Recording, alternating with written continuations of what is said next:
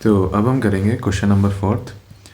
अब क्वेश्चन 4 में दे रखा है हमारे पास सीकेंड स्क्वायर एक्स किसके इक्वल है, सॉरी इनटू में है tan y और differentiation with respect to x and secant square y is equal to tan x और डिफरेंशिएशन विद रिस्पेक्ट टू मतलब y एंड इक्वल टू 0। तो कहने का मतलब क्या है, ये एक स्टेटमेंट है विद रिस्पेक्ट टू x, ये एक स्टेटमेंट है विद रिस्पेक्ट टू y।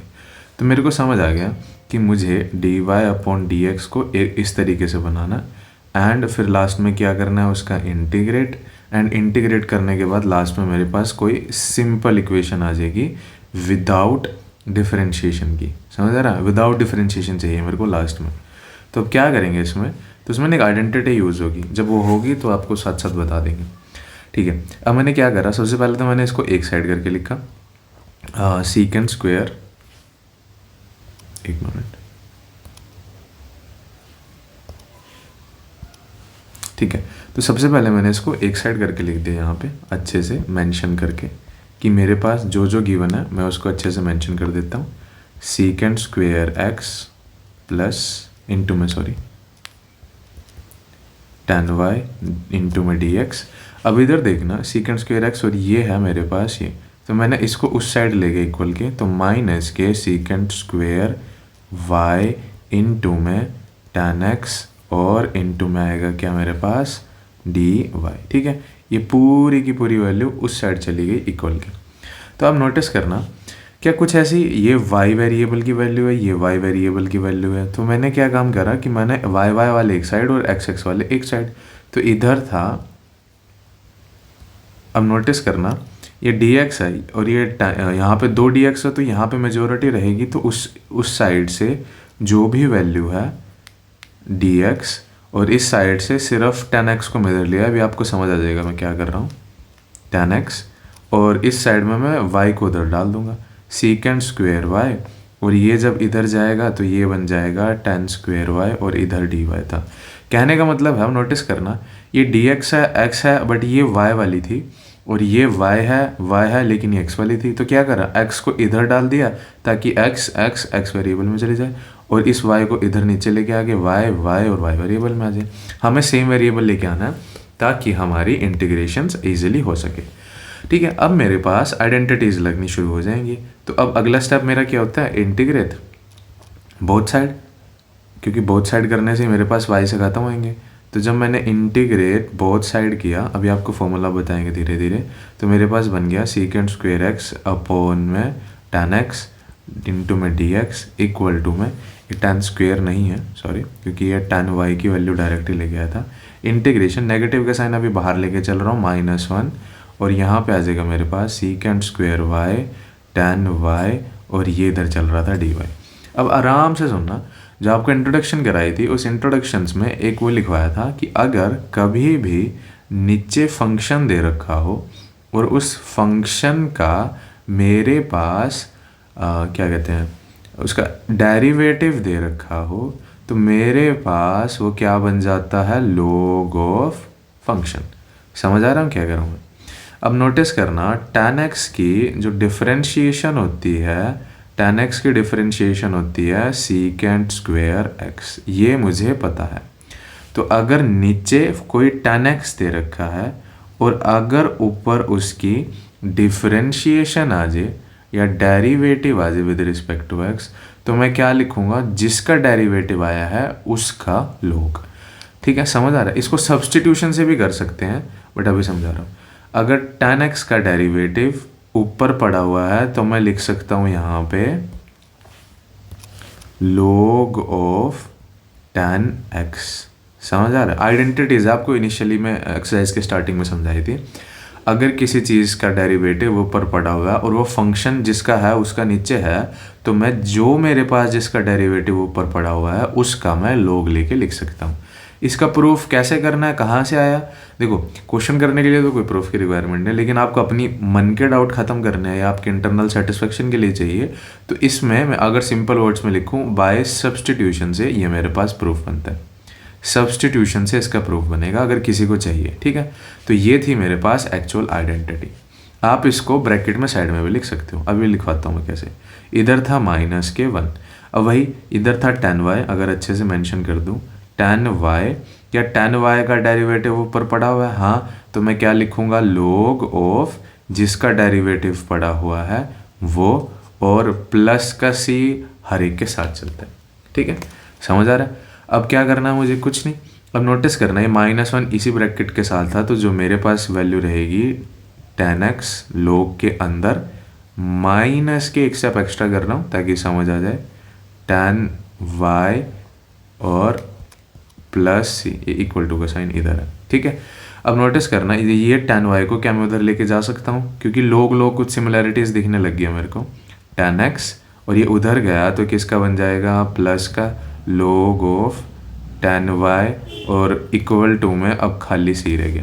तो ये मेरे पास एक आइडेंटिटी होती है log of a plus log b की क्या होती है, log a मल्टीप्लाई या फिर a इंटू में b, ऐसे लिख सकता हूँ मैं इसको। तो मैंने इसका ही जैसे इस्तेमाल करके क्या मेंशन कर दिया यहाँ पे, log of a plus b है तो उनकी मल्टीप्लाई करके लिख सकता हूँ। तो log of tan x into में tan y is equal to में कितना आ गया मेरे पास, log c आ गया। तो अब नोटिस करना, जब मैंने इसका log लिया तो ये कांस्टेंट की भी जो वैल्यू चलेगी स्टार्टिंग से, मेरे यहाँ पे ध्यान नहीं रहा था, ये भी log c चलनी स्टार्ट हो जाएगी, ये भी log c चलनी। क्या ऐसा ज़रूरी है करना? नहीं, इसमें इतना ज़रूरी नहीं है, बट आपको एक पैटर्न नोटिस हो जाएगा, log है तो ऑब्वियसली जो ये कांस्टेंट होगा ये भी कुछ सेंस ऑफ log की टर्म्स में ही आएगा ऑब्वियसली। ठीक है, तो मेरे पास यहाँ पे रह गया है log c जो ऊपर से चलता हुआ रहा था, और इस आइडेंटिटी का यूज़ किया मैंने a प्लस b में। ठीक है, तो क्या ये log इस साइड है, क्या ये log इस साइड है, क्या ये कैंसिल आउट हो सकते हैं? हाँ, तो मेरे पास जो आंसर आया tan x इंटू में tan y is equal to में c, ये है मेरा आंसर, यही मुझे फिगर आउट करना था। अब देखो, अब हमने जैसे ये 4th क्वेश्चन करा, ऐसे 5th क्वेश्चन था। हाँ, कुछ बुक्स में या कुछ टीचर्स ना इसको log x और log c लेके कराने लग जाते हैं और फिर log में लेके चल जाते हैं, बट होता क्या है कि फिर आपको ना हर क्वेश्चन में ना लर्न करने वाली बात हो जाएगी। तो वैसे फॉर एग्जांपल अगर 10 क्वेश्चन हो तो आप 10 क्वेश्चन याद करोगे, समझ रहे हो? तो आप आंसर अगर यहाँ पे भी छोड़ के आ जाओ ना, अगर आपकी बोर्ड की क्लास है और टीचर जो भी चेक करेगा आपके बोर्ड में पेपर, तो वो इतना ध्यान नहीं देगा, ध्यान इन द सेंस कि उसे पता है कि इसका आंसर ऐसे भी आ सकता है, तो उसे पता होगा। तो कोई ज़रूरी नहीं है कि आपको पीछे जैसा आंसर दे रखा है एज इट इज़ उसके जैसा बना के आना है, वरना तो फिर आपने याद करने वाली बात होगी ना। एक केस होता है कि आप अगर उसको प्रैक्टिस कर लो और आपको फिर वो याद हो जाए, दैट्स अ गुड थिंग, तब बेटर है। अगर आप उसको याद नहीं कर पा रहे हो, क्योंकि कितने क्वेश्चन है, ट्रिग्नोमेट्री चैप्टर है और भी ज़्यादा चैप्टर्स है, हर चीज़ नहीं याद कर सकते, आप समझ के याद कर सकते हो, दैट्स अ डिफरेंट थिंग। तो आपका अगर ये भी आंसर आ रहा है तो भी सही है। ऐसे ही है कि आपको ज़रूरी नहीं है, जैसे पिछले में भी था कि साइन इनवर्स को कुछ आंसर्स में इकट्ठा करके लिखा हुआ है, तो मैं इस बात को यहाँ पे एक्नॉलेज भी कर रहा हूँ कि कोई इतना हार्ड एंड फास्ट रूल नहीं है कि आपको जो पीछे आंसर है वही बनाना पड़ेगा।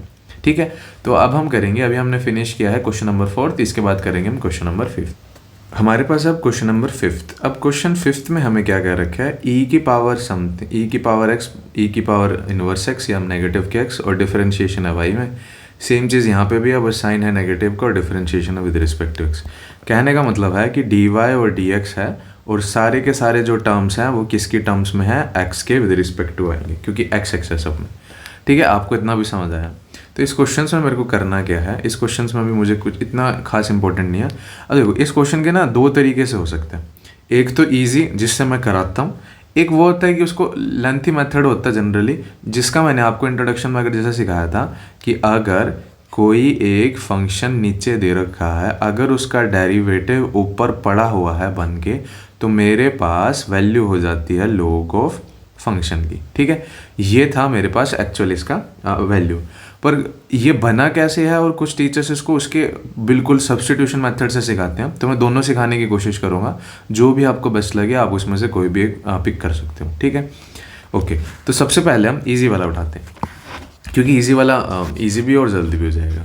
तो फर्स्टली अब मेरे को करना क्या है, थोड़ा सा लाइन ही लगा देते हैं, वो ज़्यादा बेस्ट रहेगा हमारे लिए भी।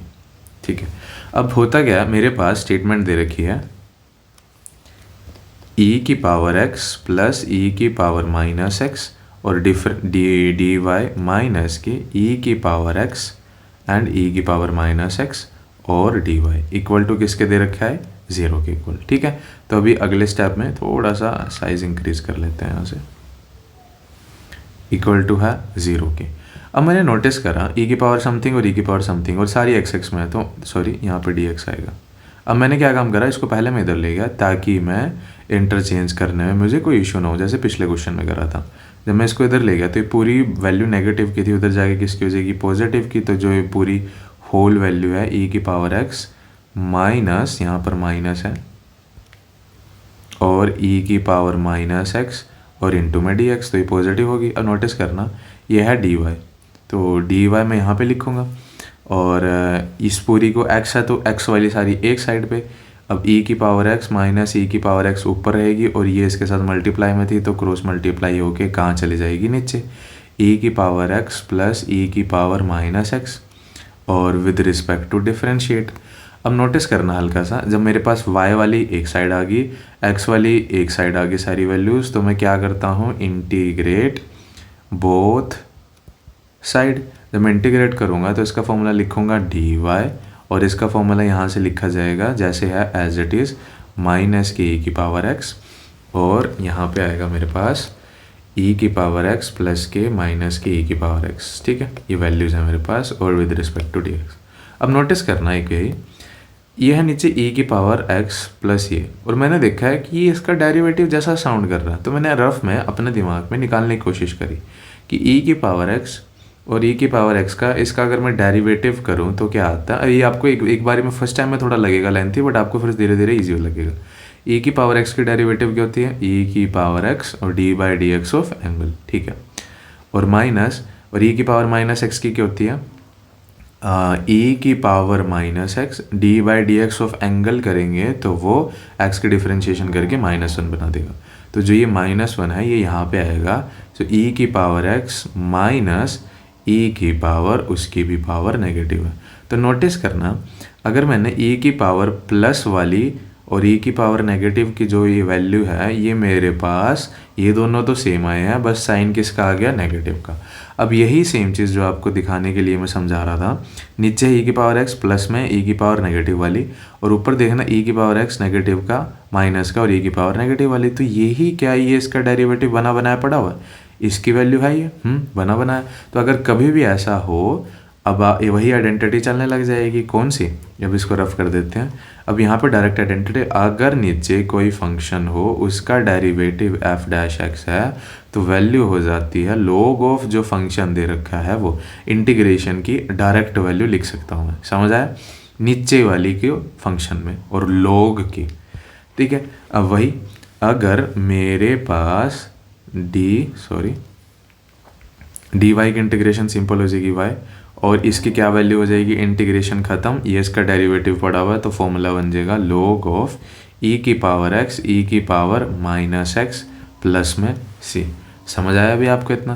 तो आपका यहाँ पे ये आ चुका है आंसर। अब कहोगे क्या है सर इसमें log c लिख सकते हैं, देखो लिख सकते हैं, पर आपको कहाँ तक रुकना, मेन पॉइंट वही है ना। आप इसमें log c लगा दो, फिर log a plus b, log a into, ये कर सकते हो, लगा सकते हो। देखो और करके मैं अभी आपके लिए लिख रहा हूँ,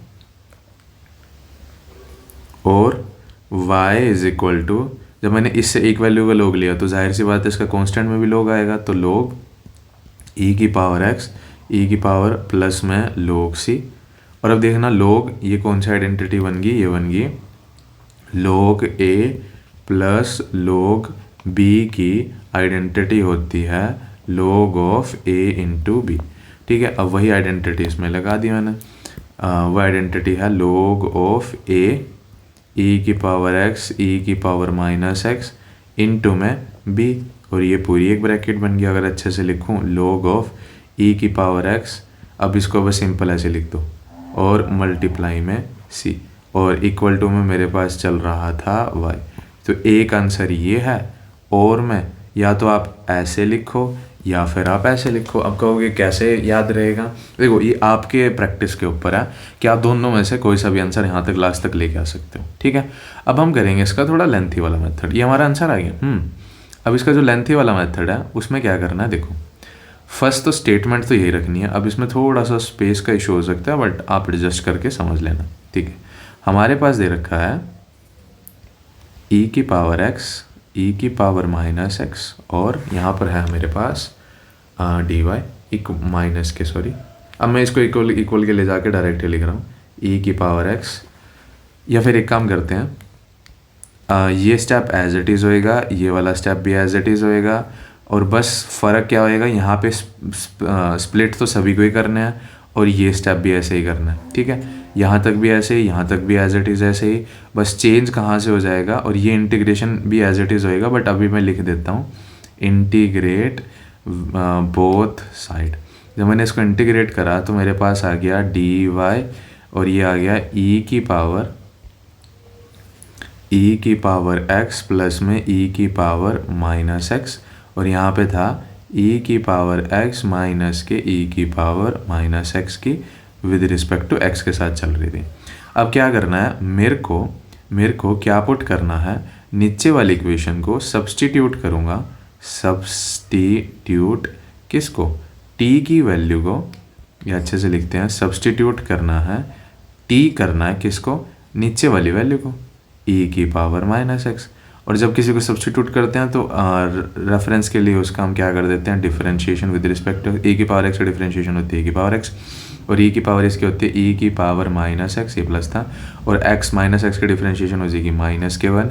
तो अगले स्टेप में ई की पावर एक्स और ये -1 मल्टीप्लाई में था तो माइनस साइन चेंज कर दिया, और यहाँ पे आ गया मेरे पास ई की पावर एक्स, और ये चल रहा था मेरे पास, सॉरी, डी टी और डी एक्स। अब जो ये डी एक्स है ये कहाँ चला जाएगा, इधर मल्टीप्लाई हो जाएगा।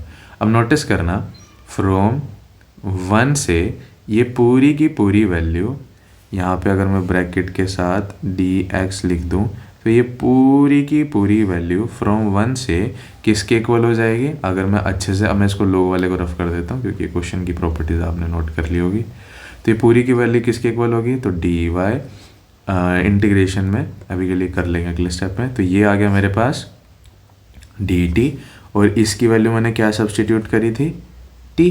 तो मेरे पास क्या बन गया, y की इंटीग्रेशन होती है y, और dy की इंटीग्रेशन होती है y, और dt अपॉन डी की इंटीग्रेशन होती है log ऑफ t प्लस, अगर log ले रहा हूँ तो यहाँ पे भी मेरे को या तो आप c ले सकते हो, वही सेम केस हो गया, या फिर अगर log ले रहे हो तो फिर log c ले लेना। तो y की वैल्यू log, और t कितना पुट करा था मैंने, t की वैल्यू e की पावर प्लस वाली पुट करी थी, e की पावर x प्लस में e की पावर माइनस x, और या तो आप प्लस c लिखोगे तो आपका आंसर बन जाएगा ये, और अगर आप log c लिखोगे तो आपका आंसर बन जाएगा ये। समझ आए। तो बेसिकली अगर आपको सिंपल वर्ड्स में समझाऊं तो इसके तरीके सेम है। अगर आप एक फॉर्मूला याद कर लेते हो, कौन सा, अगर कोई फंक्शन दे रखा है और उसका डेरिवेटिव ऊपर पड़ा हुआ है तो मैं log ऑफ नीचे जिसका डेरिवेटिव है उसका log लेके लिख दूंगा और उनकी इंटीग्रेशन हो रही होगी तब, ठीक है।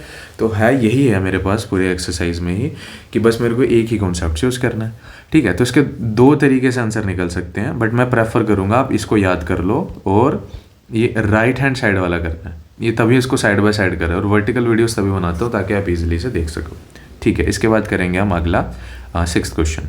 तो अब हम करेंगे क्वेश्चन नंबर हमारे पास है 6th। डिफरेंशिएशन दे रखी है और दो मल्टीपल्स की इक्वेशंस यहाँ पे मल्टीप्लाई हो रही है, ठीक है। तो हम सबसे पहले क्या करते हैं, हम पहले x वाली वैल्यूज़ को एक साइड और y वाली वैल्यू को एक साइड। तो सबसे पहले करेंगे हम डी वाई, पेन चेंज कर लेते हैं, ठीक है, डी वाई, और ये y का मल्टीपल है तो ये कहाँ आ जाएगा, इसके डाउन साइड में 1 plus y square is equal to, और ये x है तो ये कहाँ पे जाएगा, ऊपर, और यहाँ पे आ जाएगा 1 प्लस एक्स स्क्वायर। समझ आ रहा है आप सभी को, y वाली वैल्यू एक साइड और x वाली वैल्यू एक साइड। तब क्वेश्चन स्टार्ट कर देते हैं। और नोटिस करना, जब सारे के सारे x एक साइड, y एक साइड, तो जब हमारे पास सेपरेटिंग द वेरिएबल्स आ जाएंगे तो हम क्या करेंगे, इंटीग्रेशन कर देंगे, किसकी, बोथ साइड, दोनों साइड्स में। तो इसके इंटीग्रेशन करिए, इसके इंटीग्रेशन बनेगी डी वाई अपॉन में 1 प्लस वाई स्क्वेयर, और इसकी इंटीग्रेशन बनेगी 1 प्लस एक्स स्क्वेयर इंटू में डी एक्स। अब नोटिस करना, क्या ये एक वही आइडेंटिटी बनने की कोशिश कर रही है, सिर्फ मैं आइडेंटिटी लिखूंगा फिर उसको रफ कर दूंगा। अगर कभी डी एक्स अपॉन में मेरे पास आइडेंटिटी दे रखी होती है 1 प्लस एक्स स्क्वेयर की, तो मैं उसको tan inverse of x by 1 लिख सकता हूँ।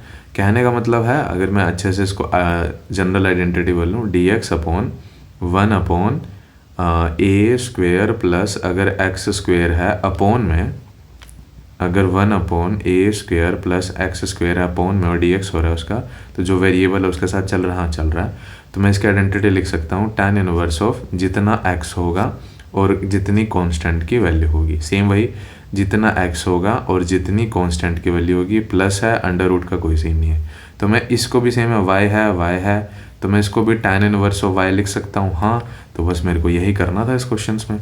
तो अब मुझे इसकी आइडेंटिटी फॉर्म करके लिखनी है। तो यहाँ पे मेरे पास बन जाएगा dy नहीं रहेगा, अब ये पूरी की पूरी जो आइडेंटिटी बन जाएगी वो बन जाएगी tan inverse of y by 1, y by actually में 1। अब y बाय 1 लिखा है तो मैं इसको y भी लिख सकता हूँ, बस मेरे को सिर्फ वो आइडेंटिटी दिखानी थी। अब इसकी सेपरेट हो सकती है, 1 की इंटीग्रेशन और dx पे मल्टीप्लाई होएगा, प्लस और सेपरेट करा तो एक्स स्क्वेयर के इंटीग्रेशंस और प्लस सी तो अब साथ साथ चलने लग जाएगा, क्योंकि एक बार इंटीग्रेशन या तो इधर से ही लगा सकते हो, एक साइड ही लगाने की कोशिश करना। 1 की इंटीग्रेशन होती है एक्स क्यूब की इंटीग्रेशन, स्क्वेयर की इंटीग्रेशन होगी क्यूब बाय 3 और प्लस के सी, और ये आ जाएगा मेरे पास tan इनवर्स ऑफ y। अब या तो आप इसको ऐसे लिख लो एक साइड पे करके, या आप इसको यहाँ पे भी छोड़ सकते हो, या फिर आप इसको, एक तो आंसर आ गया आपका ये, अब कहोगे हमें ये आंसर पीछे नहीं दे रखा है, हमारे सर ने ऐसे करा है, एक आंसर ये भी है tan इनवर्स y है, तो मैं इन्वर्स है तो इन्वर्स जब उधर जाएगा तो प्रॉपर tan का बन जाएगा, तो मैं इसको ऐसे भी लिख सकता हूँ x plus x cube by 3 plus C. एक आंसर आप ये भी लिख सकते हो, या फिर एक आंसर क्या लिख सकते हो, tan इनवर्स ऑफ y तो ऐसी है, बाकी सारी वैल्यूज को एक्स क्यूब बाय 3 और माइनस के सी इज इक्वल टू 0। एक आंसर ये भी लिख सकते हो। अब कहोगे कि अच्छा इतने आंसर लिखने हैं, नहीं, आपको सिर्फ जो भी आपके प्रैक्टिस करके आंसर आया या तो इसे लिखो या फिर इसे लिखो या फिर इसे लिखो, समझ आ रहा है? कोई भी वन, एक आंसर, 2 आंसर और 3 आंसर है, तीनों के 3 लिख सकते हैं, नहीं वो आप बेवकूफ़ी होगी, आपको सिर्फ कोई भी एक आंसर लिखना है, ठीक है। ओके, अब हम इसके बाद करेंगे इसका नेक्स्ट क्वेश्चन। अब हम करेंगे 7th क्वेश्चन। अब 7th क्वेश्चन में हमारे पास क्या दे रखा है, y log पूरा का पूरा dx के साथ हो रहा है और x अकेला मेरे पास किसके साथ हो रहा है, y के साथ। समझ आ रहा है आप सभी को, ठीक है। तो अब मुझे करना क्या है इस क्वेश्चन में, अब देखो, ठीक है। तो हमेशा क्या करते हैं, सेपरेटिंग द वेरिएबल। तो सबसे पहले मैं इक्वेशन लिख देता हूँ अपने हाथ से खुद की, log y मल्टीप्लाई में dx माइनस के x dot dy is equal to 0। तो ये मैं लिखता नहीं हूँ, बट इस क्वेश्चन में आपके लिए लिख रहा हूँ। हम हमेशा क्या करते हैं, सेपरेटिंग दी वेरिएबल्स, कि x वाले वैल्यू एक साइड और y वाले वैल्यू साइड। तो y log y तो इधर है ही, तो सबसे पहले उसको इक्वल के उधर लेके चले जाएंगे ताकि ईजी हो जाएगा। ये उधर चला गया, ये पूरा का पूरा नेगेटिव में था तो इक्वल के जाके सिर्फ पॉजिटिव का हो गया। अब क्या करना है, कुछ नहीं, अब नोटिस करना, आराम से देखना, इसमें ये मैंने x और dy इस तरीके से लिख दिया, तो इनको तो मैं नहीं हिला सकता, तो किसको हिलाऊंगा, जो सिर्फ वेरिएबल होंगे। तो x वाले को मैं इस साइड डालूंगा 1/x dy, और इस पूरे को y वाले को मैं उस साइड ले जाऊंगा, तो मल्टीप्लाई में कहाँ चला जाएगा, डिवाइड में, log y और dy। समझ आया आपको, x वाले वेरिएबल एक साइड, y वाले वेरिएबल एक साइड। सो जब सेपरेटिंग द वेरिएबल हो जाए तब क्या करते हैं हम, इंटीग्रेट किसके रिस्पेक्ट में, विद रिस्पेक्ट टू मत करना, क्योंकि इंटीग्रेशन तो सबके रिस्पेक्ट में y और इधर होएगी, इंटीग्रेट बोथ साइड, क्योंकि विद रिस्पेक्ट टू तो मेंशन है ऑलरेडी। तो इंटीग्रेट करा 1/x, यहाँ पर मेरे पास आ गया dx, और इसका इंटीग्रेट करा y dot log y dot dy, ठीक है। तो 1/x की इंटीग्रेशन होती है सिंपल log x, अब ये पता होना चाहिए आपको, और प्लस सी ऑटोमेटिकली अब लग जाएगा। अब वो बताएंगे कि क्या लगाना है क्या नहीं, बट आप ऑटोमेटिकली दिमाग में लेके चलना है कि प्लस सी आ जाएगा, ठीक है। अब इसमें नोटिस करना, इसको ना 2 तरीके से सोल्व कर सकते हैं, जैसे मैंने पिछले क्वेश्चन भी कराए हैं, कि या तो इसको मैं सब्सटीट्यूट कर दूं या फिर मैं इसको डायरेक्ट कर दूं। डायरेक्ट वाला वही है, अगर कोई फंक्शन दे रखा है और उसका डेरिवेटिव ऊपर पड़ा है डैश का, तो मैं log ऑफ जिसका डेरिवेटिव पड़ा हुआ है उसका फंक्शन करके लिख सकता हूँ और इंटीग्रेशन ख़त्म, सोल्व हो जाती है उससे, ठीक है। तो सेम कॉन्सेप्ट इसमें यूज़ करेंगे, बट इसमें देखना, यहाँ पे है y log y और इसका डेरिवेटिव तो ऊपर 1 है, ऐसा तो कोई हो नहीं सकता। तो मैंने नोटिस करा y का डेरिवेटिव क्या होता है 1, पर हाँ इसका तो है, log y का डेरिवेटिव क्या होता है। तो मैंने हल्का सा साइड में अपना दिमाग चलाया, ये रफ में काम बना समझ चलानी है। log y के अगर मैं डेरिवेटिव निकाल लूँ तो वो होता है 1/y। तो मैंने नोटिस करा, अरे ये 1/y तो मेरे पास पड़ा हुआ है और ये है log y, तो मैं इसका इस्तेमाल कर सकता हूँ। हाँ बिल्कुल। तो मैंने क्या काम करा, सिर्फ उसी को ही अरेंज करके लिख दिया। अब मैं डायरेक्ट वाले से करके दिखा रहा हूँ आपको।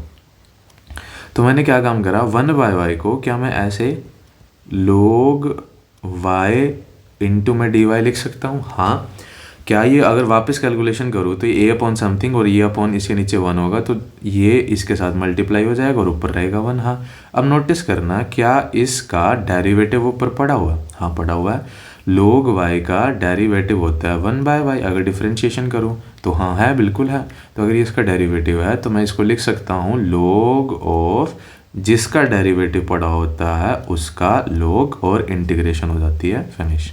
इधर था मेरे पास log x और अब मैं खाली लिखूंगा प्लस सी। एक तो आपका ये आंसर है। अब कहोगे सर कि log है तो जाहिर सी बात है इसका भी जो कांस्टेंट कोई हम एडजस्ट करने के लिए जो डालेंगे वहाँ पे log डालेंगे। तो अब नोटिस करना, कोई भी वैल्यू नेगेटिव में नहीं थी, तो ये क्या हो जाएगा, log a plus log b की आइडेंटिटी वो होती है log a इन टू में जो ये log सेकेंड वाली वैल्यू है, और इक्वल टू में था log x। अब क्या मैं log से log कैंसिल आउट कर सकता हूँ क्योंकि कॉमन है, तो x की वैल्यू कितनी आ गई, log y मल्टीप्लाई में। एक ये आंसर है, या आप इसको यहाँ तक भी छोड़ सकते थे अगर आपको log की आइडेंटिटीज नहीं होती। ठीक है, तो ये था मेरा क्वेश्चन नंबर 7। बस हमें एक देखो, अब नोटिस करना, क्या इसमें कोई डिफरेंशिएशन की वैल्यू है, एफ डैश की वैल्यू है, वाई डैश की वैल्यू है, नहीं है, कोई भी डिफरेंशिएशन की वैल्यू नहीं है। तो बस मेरी ये आ जाएगी सिंपल इस इक्वेशन का सॉल्यूशंस। ठीक है, इसके बाद करेंगे हम नेक्स्ट क्वेश्चन। नेक्स्ट क्वेश्चन करने से पहले आप इसको थोड़ा सा और भी एडजस्ट कर सकते हो। अब देखो, कुछ बुक्स में आंसर होते हैं तो मेरे को थोड़ा सा सभी को एक साथ लेके चलना पड़ेगा। अब ये है log इंटू में y है, तो मैंने क्या काम करा, इस c को मैं पहले, ये मल्टीप्लाई में था तो मैं इस c को पहले इसके नीचे लिया है और इधर आ गया मेरे पास log y। अब मेरे को कुछ y की टर्म्स में कुछ वैल्यू लिखनी है, बट ये y log के अंदर आ रहा है, तो जब मैं इसको इधर लेके जाऊंगा तो ये बनता है एंटी log और एंटी log का बनता है एक्सपोनेंट। तो नोटिस करना, तो ये बन जाएगा एक्सपोनेंट, और जो ये log इधर जाएगा, हम कभी भी ना log इनवर्स नहीं लिखते, उसकी जगह हम e की पावर जो भी उस साइड होगा ये लिख देते हैं। तो e की इस साइड पे था x की अपॉन c, और जब ये log उधर गया नेगेटिव का एंटी log बना, तो ये इसका आ जाएगा y। तो मेरे पास एक ये भी आंसर हो सकता है। देखा, तो अब कहोगे सर अच्छा ये भी करना है, ये भी करना है, ये भी करना है। देखो, थोड़ा सा तो आपको समझना पड़ेगा। क्या आप ये कर सकते हो? हाँ। क्या हम ये भी छोड़ सकते हैं? हाँ बिल्कुल। क्या हम यहाँ तक भी छोड़ सकते हैं? यहाँ तक थोड़ा सा होगा क्योंकि सबको दिखेगा ही टीचर्स को। यहाँ तक भी छोड़ दो तो गारंटेड है कि आपके टीचर्स अगर समझते हैं आपको, या ज़्यादातर टीचर्स ऐसे ही कराते हैं, तो वो आपकी वैल्यू सही निकाल देंगे। ठीक है, तो ज़्यादा इसमें ज़्यादा सोचने की ज़रूरत नहीं, क्योंकि कितना याद करोगे कितना समझोगे आप। तो वही बस मेरा एक मेन पॉइंट था, वही आपको एक मैसेज कन्वे करना था। और एक और चीज़, अगर आप इन वीडियोस को आपको देखना है कि आपको पूरा चैप्टर कंप्लीट करना है, तो आप ना चैनल के प्लेलिस्ट में जाके देख सकते हो। प्लेलिस्ट में ना मैंने चैप्टर वाइज बना के डाले हुए हैं कि चैप्टर 1 2 3 4 ऐसे 12 13 14 15 जो भी आपको चैप्टर्स करने हैं, उसके बेसिस पे आप उसकी प्लेलिस्ट देखो और प्लेलिस्ट में से देखना शुरू कर दो। क्योंकि चैनल्स पर अगर आप वीडियोज़ मैंशन करके देखोगे ना, तो आपको ना कुछ वीडियोज़ ना आगे पीछे अपलोड हुई हैं, तो थोड़ा इशू हो जाता है आपको समझना है। ठीक है, तो इसके बाद करेंगे हम इसका नेक्स्ट क्वेश्चन। तो अब हमारे पास है क्वेश्चन नंबर 8th में क्या दे रखा है हमारे पास, x की पावर समथिंग y dx और y की पावर समथिंग 5। ठीक है, तो हमेशा सबसे पहला काम क्या होना चाहिए, सबसे पहले हम क्वेश्चन को एज इट इज़ लिखेंगे, x की power 5 dy upon dx minus के y की पावर 5 इक्वल में। ठीक है, तो अब क्या करते हैं, सबसे पहला स्टेप सेपरेटिंग द वेरिएबल्स। तो वेरिएबल्स को सेपरेट करेंगे, फिर उसके बाद लास्ट में उसका करेंगे इंटीग्रेशन। तो यहाँ पे x है, ये जाएगा उस साइड पे, सो dy, और अब y है इधर, तो ये अब पहले एक स्टेप ऐसे कर लेते हैं, और ये जाएगा उधर, तो माइनस के y5, और ये अब देखो जो xy और dy है ये तो छेड़े नहीं जाएंगे, बस उनकी दूसरी वैल्यूज़ को छेड़ के इधर उधर लिखना है। तो मैंने इसको चेंज, इधर जाएगा क्रॉस मल्टीप्लाई करके, और ये इधर आएगा क्रॉस मल्टीप्लाई होके, तो जब ये इधर आया तो ये बन जाएगा 1 अपॉन माइनस के y की पावर 5 dy, और ये 1 अपॉन x की पावर 5 dx। अब नोटिस करना, यह x और यह x का वेरिएबल y है, y का वेरिएबल क्या सेपरेटिंग द वेरिएबल्स हो गए, यस। अगर सेपरेटिंग द वेरिएबल होगी तो हम क्या करते हैं, इंटीग्रेट बोथ साइड। अब देखो ये नेगेटिव है तो ये होल का मान सकता हूँ, क्योंकि अगर समझने के लिए -1 हो तो इसकी वैल्यू होती है माइनस के ऊपर 1। समझ आ रहा है? तो मैं ऐसे मेंशन करके लिख सकता हूँ, हाँ बिल्कुल।